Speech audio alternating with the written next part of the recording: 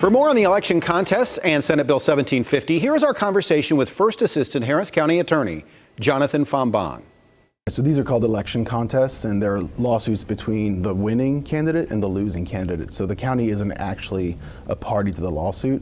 However, given the types of allegations that are usually brought in these contests, the party plays a pivotal role, given that most of the records that are probably at issue are held by a county office, the elections department, and also that a lot of the witnesses that may testify in these cases may work for the county department.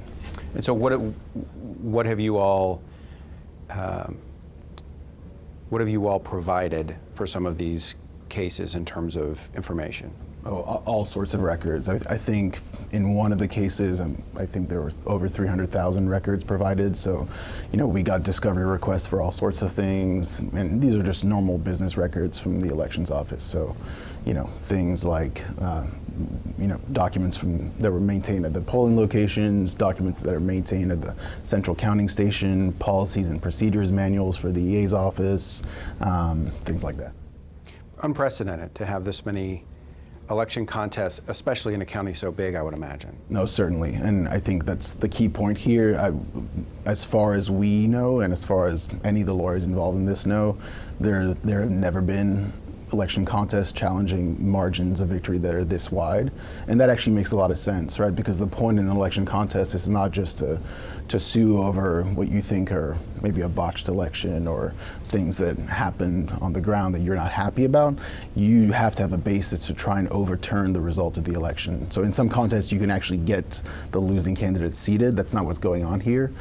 Here, they're trying to just get the judge to order a new election.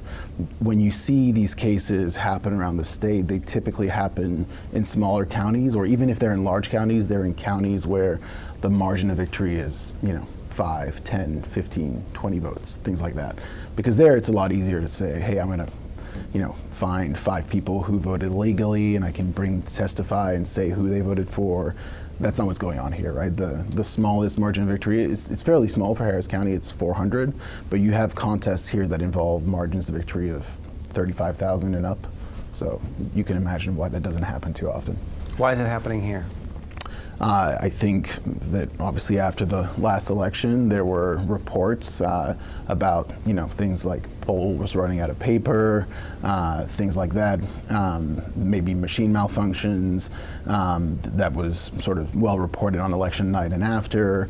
I think a lot of that was not true. Some of it had some truth to it, but I think it animated a lot of people to file election contests. And now, of course, there are only 2 election contests filed at first. But then there seemed to be a political groundswell to file them on the deadline, which was January 6th of this year. And on that day, we saw really just one lawyer bring 17 contests, and they were sort of a mirror image of each other on behalf of 17 candidates. And does it throw the whole process in the near future into flux?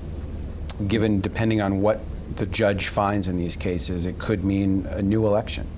Yeah, so I don't know if it's the near future, because no matter who wins, right, if it's the contestant or the contestee, they will appeal. And that process can take months or years, right, because you can appeal to the Court of Appeals, then you can appeal to the Texas Supreme Court, and that just takes a long time.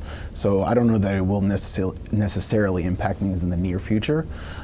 If eventually a court like the Texas Supreme Court says, yes, there has to be a new election, that could obviously impact elections, or it couldn't. It's still in the trial court's discretion to say when the new election is going to be. So they could say, hold your new election, your new contest at your next major election, which may be a little bit disruptive, but not as disruptive as holding a new election that, let's just say in September or something. The legislature enacted several new laws which take effect in September, including Senate Bill 1750, authored by Paul Bettencourt, which changes who administers an election. Your thoughts about that? Well, first of all, as I'm sure you know, our office is leading a challenge to that bill. We think that bill's unconstitutional because it targets Harris County. There's a provision of the Texas Constitution that's very clear that you can't pass local laws, meaning laws that target just one jurisdiction. And there's a good reason for that. You don't want legislators exacting revenge through the legislative process, right? Laws are supposed to apply statewide. So that challenge is pending. We actually have a hearing next week for our request on a temporary injunction. Of course, if we're not successful, and September 1st passes, the county will have to transfer duties over to the county clerk's office and the tax assessor collector's office. That doesn't change anything about the election contest, right? That just changes who runs the next election. So I don't know that the two are necessarily connected in that regard. Of course, I think that one of the things that I guess motivated Senator Betancourt was what he thought were stories about alleged incompetence in the elections office. I don't think those stories are true.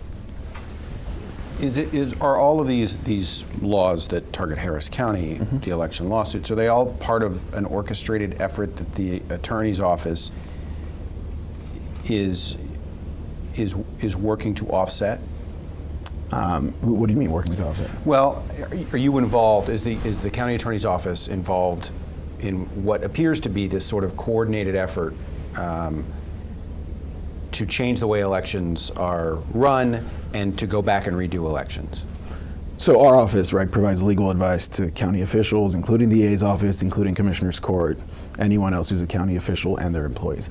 What these laws and these lawsuits are about, I think, and are really people who are upset about the change in the politics in Harris County. And they're doing these things because they believe that some of the change that's happened is due to elections shenanigans or things like that, which we think has no basis in fact. So what we do, obviously, is we advise our elections department on how you comply with the election code, and we think that we do that well. One of the difficulties, obviously, is that the election code is a complete mess, and everyone on both sides of the aisle would tell you that. And so sometimes that involves, making educated guesses as to what the advice should be. But our role is really to make sure that everything is done above board, and that's what we do every day here at the Harris County Attorney's Office. However, when we see laws that we think are A, patently unfair, B, disruptive to county processes, including, things that will really impact our clients, and I don't mean the individuals, but I mean the departments themselves, like SB 1750, like SB 1933. We think that our job is to advise Commissioner's Court of their options, and that includes filing lawsuits to challenge those laws if we think that they're unconstitutional, which is what we did in SB 1750. How confident should Harris County voters, Texas voters, American voters be in the election process? I think that if you throw aside the noise about what I think are various conspiracies of, votes going missing or paper shortages or things like that, these are actually very successful elections. The Director of Elections at the Secretary of State's office said the 2022 election in Harris County was one of the best they've had in recent years, and that certainly contradicts what the Republicans in Harris County have been saying. And this is a person who's not a Democrat, this is a person who's an appointed Republican, and he said that on the record.